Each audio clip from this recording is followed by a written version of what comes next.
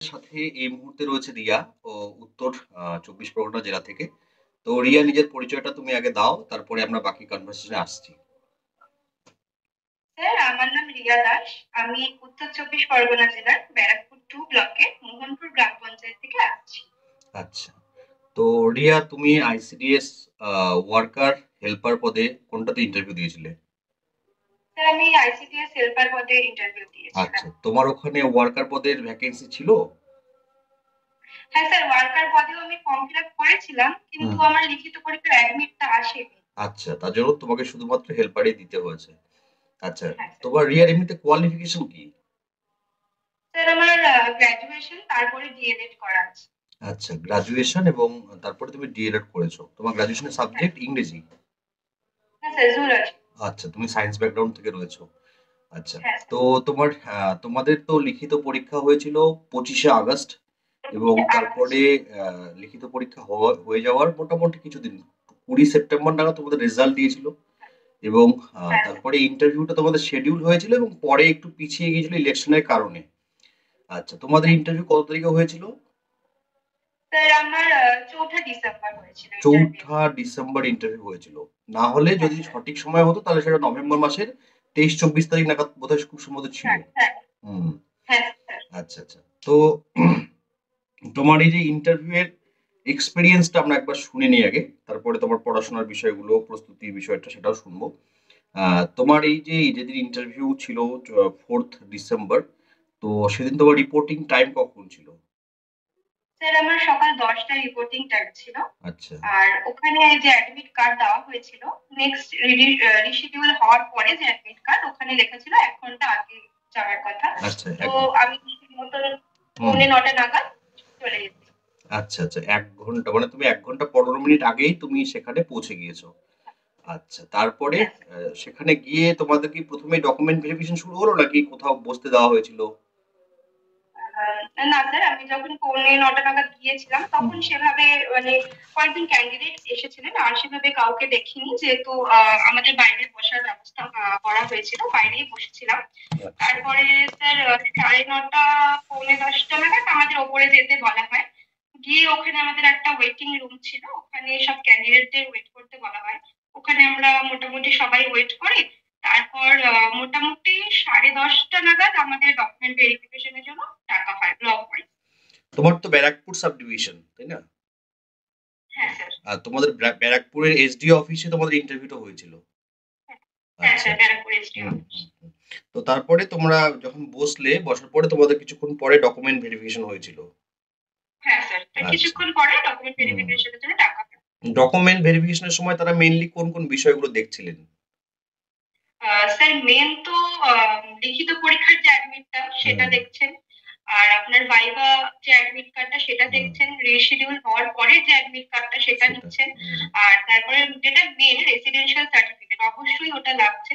আর তার সাথে স্যার মাধ্যমিকের অ্যাডমিট, মাধ্যমিকের সার্টিফিকেট, এইচএস এর রেজাল্ট, এইচএস এর সার্টিফিকেট, এতটাই মোটামুটি দেখছেন। আর আচ্ছা, আপনার ছবি, মানে আমাদের ছবি, আধার কার্ড, এগুলো নিচ্ছেন। আচ্ছা, আচ্ছা। জেরক্স। আচ্ছা। আর হচ্ছে তোমার এই যে গ্র্যাজুয়েশন করা রয়েছে বা ডিএলএড এগুলোর ডকুমেন্ট তারা জমা নেননি বা চাননি? না না স্যার, আমি বলেছিলাম গ্রাজুয়েশনেরটা কি দেবো কিনা, আমি নিয়ে গিয়েছিলাম।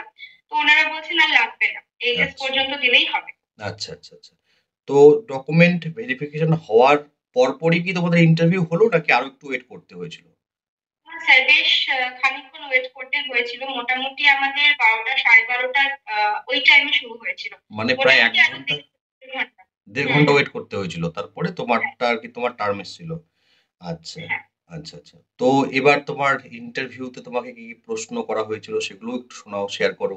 শুনি তুমি কিভাবে উত্তর দিয়েছো। হ্যাঁ। আসলে স্যার, ইন্টারভিউতে তো আমাদের মানে প্রথমে কয়েকজন যাচ্ছিলেন, তার পেছনে পেছনে একজন একজন করে লাইন দেওয়া ছিল। তো তখন তো খুব একটা টেনশন কাজ করছিল যে কি হবে কি না হবে। আমি যখন ঢুকলাম, দরজা দিয়ে ঢোকার সময় আমি বললাম যে স্যার ম্যাম, আমি কি ভেতরে আসতে পারি? ওনারা বলছেন হ্যাঁ, আসুন। আমি ঢুকতে ঢুকতে যেহেতু দুপুর হয়ে গিয়েছিল, মোটামুটি 1:30টা নাগাদ আমার ডাক এসেছিল ইন্টারভিউ এর আচ্ছা, জন্য। তখন আমি good afternoon sir, good afternoon ma'am বলে সবাইকে সম্বোধনা জানিয়েছিলাম। তারপরে আমি সামনে গিয়ে দাঁড়ালাম, ওনারা তখন বললো আপনি বসতে পারেন। ওনারা আমাকে বললেন, রিয়া তোমার সাবজেক্ট কি ছিল? আমি বললাম ম্যাম, মানে গ্রাজুয়েশনের সাবজেক্ট জিজ্ঞাসা করলেন, আমি বললাম জুলজি, বটানি, কেমিস্ট্রি। তখন সাথে সাথেই একজন ম্যাম ছিলেন, উনি আমাকে জিজ্ঞাসা করলো, বলো তো পার্থেনোকার্পি কাকে বলে? আমি আচ্ছা। তখন উত্তরটা দিয়েছিলাম স্যার। উত্তরটা দেওয়ার পরে এটা বীজহীন ফল উৎপাদনকে পার্থেনোকার্পি বলা হয়। হ্যাঁ, আচ্ছা হ্যাঁ, আচ্ছা, হ্যাঁ। বীজহীন ফল উৎপাদনের পদ্ধতিকে পার্থেনোকার্পি হুম বলা হয়। হুম হুম। সাথে সাথে উনি আমাকে আরেকটা কোশ্চেন করলেন, যে কৃত্রিম ভাবে উৎপাদিত উদ্ভিদ হরমোনের নাম বলো, বা হুম দুটি কৃত্রিম উদ্ভিদ হরমোনের নাম বলো। হুম। তখন আমি আইএ আর আইপিএ আচ্ছা বলেছিলাম, আচ্ছা সাথে সাথে উনি আরো দুটো আমাকে বলে দিলেন, আচ্ছা যে আচ্ছা। আরো হয় বলে উনি আমাকে হুম আরো দুটো বললেন। আমি হুম বললাম হ্যাঁ ঠিক আছে ma'am।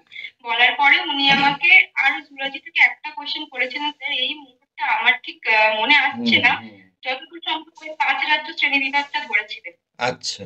অ্যানিম্যালিয়া, তারপরে যেটা ছিল মনে রাখ নোটিশটা হুম যেটা ছিল হুম হুম হুম। সেটা করেছে। আচ্ছা আচ্ছা। তারপর হুম, তারপরে ওনার পাশে একজন স্যার বসেছিলেন, উনি তাকে বললেন যে স্যার আপনি কিছু কোশ্চেন করবেন। উনি তখন আমাকে বললেন যে রিয়া তোমার বাড়িতে কে কে আছে? আমি বললাম মা, বাবা, আমি, বোন।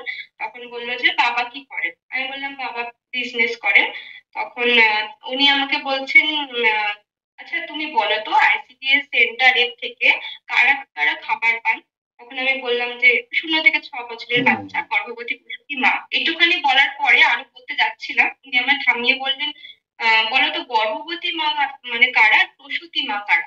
আচ্ছা আচ্ছা। তখন আমি হুম হুম উত্তরটা দিলাম যে হুম যারা আর কি এখনো বাচ্চা প্রসব করেননি তারা হুম গর্ভবতী মা, আর যারা বাচ্চা প্রসব করে ফেলেছেন তারা হলো প্রসূতি মা। হুম এটা বলার পর দেখলাম উনি একটু সন্তুষ্ট হুম হয়েছেন। হুম। তারপরে বললো, তুমি রান্না করতে পারো তো? আমি আচ্ছা। বললাম হ্যাঁ। হ্যাঁ। হ্যাঁ স্যার, এটা বললাম। তখন বললো তোমার তো এতটা কোয়ালিফিকেশন আছে, তুমি অন্য চাকরির জন্য কেন চেষ্টা করছো না, বা হ্যাঁ। এই চাকরিটা কেন তোমার দরকার? তখন আমি বললাম যে স্যার আমি চাকরির পরীক্ষা দিচ্ছি, আর এই মুহূর্তে আমার এই চাকরিটা খুবই প্রয়োজন, তার জন্যই আমি এখানে এসেছি। তখন হুম ওনারা বললেন ঠিক আছে, বললেন। তারপরে ম্যাম বললেন যে আর কিছু প্রশ্ন কেউ করবে? বাকিরা বললেন যে না, ও আসতে পারে, দিয়ে আমাকে বললেন আসুন। এবার স্যার আমি যখন বেরোচ্ছি তখন শুনলাম ওনারা বলা বলি করছেন যে বিষয় সম্পর্কে জ্ঞান আছে, পড়াশোনা করে এসেছে। আচ্ছা আচ্ছা একটুখানি আচ্ছা। শুনলাম যে আমি হুম নমস্কার বলে বেরিয়ে গেলাম। হুম। আচ্ছা। তো ইন্টারভিউ দেওয়ার সময় কি টেনশন হচ্ছিল, একটু নার্ভাসনেস লাগছিল? টেনশন তো স্যার খুব হচ্ছিল বাইরে যখন ছিলাম তখন, কিন্তু মানে ওনাদের মেনলি সামনে যখন যখন ওয়েট করছিলে কখন ইন্টারভিউটা শুরু হবে সেই হ্যাঁ সময়টা খুব বেশি টেনশন খুবই, কাজ করছিল, কিন্তু যখন কেন আলটিমেট। সবাই বাইরে আসছিল, হ্যাঁ। জিজ্ঞাসা করছিলাম যে কি কেমন কোশ্চেন ধরছে, এক একজনকে এক এক রকম ধরছে, ওইটাই। হুম। এবার এই যে দেখা যাচ্ছে তোমার যে প্রশ্নগুলো করা হয়েছে সেখানে তোমাকে সাবজেক্ট থেকে প্রশ্ন করা হয়েছে, তোমার কোয়ালিফিকেশনটা তারা জানার পরে, এবং হচ্ছে তোমাকে আইসিডিএস থেকেও প্রশ্ন করা হয়েছে, এবং আইসিডিএস থেকে যে প্রশ্নগুলো করা হয়েছে সেগুলোরও তুমি সঠিকভাবে উত্তর দিয়েছো, এবং দেখা যাচ্ছে যে সাবজেক্টগুলো তুমি বলেছো। তার মানে এটা দেখা যাচ্ছে যে ইন্টারভিউ এর ক্ষেত্রে যারা আগামী দিনে প্রস্তুতি নেবে আর কি, তাদের আইসিডিএস সম্পর্কে যেমন জানতে হবে, ঠিক তেমনই সাবজেক্ট সম্বন্ধেও পড়তে হবে, তাই তো? হ্যাঁ আমরা স্যার অবশ্যই। উত্তর চব্বিশ পরগনা জেলার ক্ষেত্রে আমরা এটা অনেকের ইন্টারভিউ এর এক্সপিরিয়েন্সটা যখন গ্রুপে আমরা শেয়ার করেছিল, তারা যখন দেখলাম যে কাউকে তো শুধুমাত্র সাবজেক্ট থেকেই প্রশ্ন করা হয়েছে, তোমাকে যেমন মিক্স করা হয়েছে 50% সাবজেক্ট থেকে করে 50% তোমাকে আইসিডিএস থেকে করা হয়েছে, কিন্তু কাউকে শুধুমাত্র সাবজেক্ট থেকে করা হয়েছে, আবার কাউকে শুধুমাত্র আইসিডিএস থেকেও করা হয়েছে। এটা এক একটা সাব ডিভিশনে এক এক রকম ভাবে ইন্টারভিউটা হয়েছে। একদম। অ্যাকচুয়ালি ইন্টারভিউ বললে তো মোটামুটি আমরা এই জিনিসটাই বুঝি যে সব বিষয়ে কতটা ধারণা তার রয়েছে, সব এটাই তো মোটামুটি বোঝা যায়। আচ্ছা, তো তোমার এই লিখিত পরীক্ষার প্রস্তুতি তুমি নিয়েছো, সেটা তো তুমি কোয়ালিফাইও করেছো। এখন তোমরা ওয়েট করছো ইন্টারভিউ এর যে রেজাল্টটার জন্য, এবং আমি এক্সপেক্ট করছি যে তোমরা যারা প্রত্যেকে পরিশ্রম করেছো তো সকলেই সফলতা পাবে। তো এই ইন্টারভিউ এর প্রস্তুতির বিষয়ে তো তোমরা হচ্ছে আমার কাছে ক্লাসও করেছিলে। তো এই ক্লাস হ্যাঁ সম্পর্কে তোমার ধারণা কি? স্যার, প্রথমে তো আমি যখন পাশ করি লিখিত পরীক্ষায় তখন জানতে পারি ইন্টারভিউ এর ডেটটা এই সময়। তখন আমি ইউটিউবে ঘাটাঘাটি করি ক্লাসের সম্পর্কে, আমি অনেক ক্লাস দেখতে পাই, কিন্তু আপনার ভিডিও গুলো দেখে মানে মনে হয় যে না, আপনার কাছে ভর্তি হলে আমি মানে সফলতা পাবো, অবশ্যই পাবো। তখন হুম। আমি আপনাকে মেসেজ করি হোয়াটসঅ্যাপে, বলি আমি আচ্ছা। একটা কথা বলেছিলাম আপনাকে যে স্যার আমাকে পাশ করতে হবে, হুম আপনি যেভাবে বলবেন আমি সেভাবে পড়াশোনা করবো। হুম আর হুম আপনি বলেছিলেন যে আমি আমার মতন আমি যেভাবে পড়াচ্ছি, তুমি পড়লে সেভাবে কথা শুনলে তুমি নিশ্চয়ই মানে পাশ করবে বা সফল হবে। তারপরে আমি আপনার কাছে ভর্তি হলাম, রেগুলার ক্লাসগুলো করছিলাম। আর যেগুলো দেখলাম আপনার, যে আপনি যে পিডিএফ গুলো প্রোভাইড করেছেন বা যে ক্লাসগুলো আমি রোজ করেছি, তার ভীষণ উপকৃত হয়েছে। আচ্ছা। মানে কনফিডেন্স, বিশেষ করে প্রচুর পরিমাণে কনফিডেন্স বুস্ট হয়েছে। আপনার কাছে যে মক ইন্টারভিউ গুলো দিয়েছি, ক্লাসগুলো করেছি, প্রচুর পরিমাণে উপকৃত হয়েছে স্যার। আপনার কাছে সত্যি কথা বলবো, ভর্তি না হলে হয়তো আমি জুলজির উত্তরগুলো দিতে পারতাম, কিন্তু কনফিডেন্সটা স্যার পেতাম। হুম হুম আপনি খুবই সাহায্য হুম করেছেন হুম স্যার, আমি আপনার কাছে ভর্তি হয়ে খুবই উপকৃত হুম। স্যার। এবং তোমাদের যখন ইন্টারভিউটা শুরু হচ্ছিল, যেমন তোমাদের ইন্টারভিউ হওয়ার আগে বাগদা ব্লকে ইন্টারভিউ হয়েছিল, তো তখন আমরা কিন্তু একটা আন্দাজ করতে পেরেছিলাম যে সাবজেক্ট থেকেও প্রশ্ন করা হচ্ছে, বা তোমার যেদিন ইন্টারভিউ ছিল তার আগেও তো আইসিডিএস এর ইন্টারভিউ ছিল। একদম।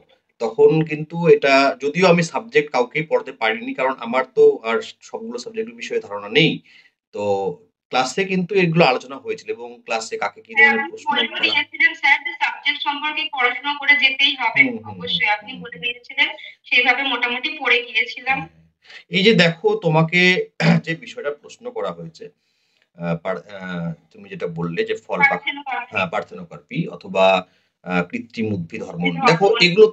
এগুলো হচ্ছে তোমার সাবজেক্ট ঠিকই, কিন্তু আমাদেরও তো এগুলো পড়তে হয়। মানে একটা যদি কম্পিটিটিভ এক্সাম দিই, তাহলে আমাদেরও জানতে হয় অক্সিন, জিবেরলিন বা অন্যান্য যে হরমোনগুলো আছে, আইএ হরমোন রয়েছে, ইন্ডোর অ্যাসিটিক অ্যাসিড, এগুলো তো আমাদেরও জানতে হয়। তো খুব স্বাভাবিক যে কোশ্চেন করা হলেই যে সেই কোশ্চেন গুলো সাবজেক্ট থেকে করা হলেই যে খুব কঠিন কোশ্চেন করা হবে তা নয়। যারা মোটামুটি পড়াশোনা করেছে তারা কিন্তু সাবজেক্টের কোশ্চেন গুলো উত্তর দিতে পারবে বলেই আমি ধারণা করি।